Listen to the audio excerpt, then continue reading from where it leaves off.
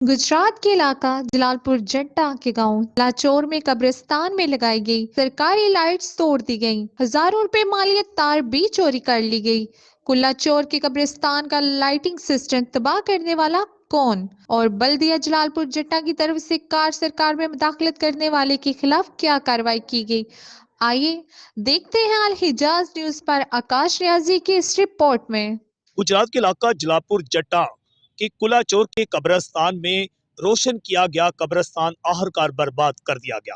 यह अफसोसनाक वाकया जलालपुर जट्टा के गांव कुलाचौर में पेश आया है, जहां पर अंजमन अराई कब्रिस्तान में बल्दिया जलालपुर जट्टा की तरफ से बल्ब लगाकर पूरे कब्रिस्तान को रोशन किया गया था और रास्तों में भी बल्ब लगाकर रास्ते मुनव्वर कर दिए गए थे।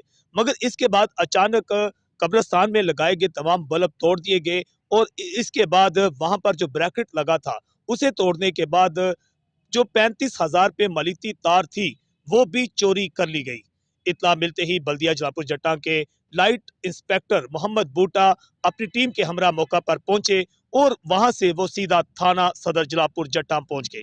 थाना सदर जलालपुर जट्टा जाकर उन्होंने मुकदमा दर्ज करवाया है कुलाचौर के रहायशी मोहम्मद असलम मैर के खिलाफ।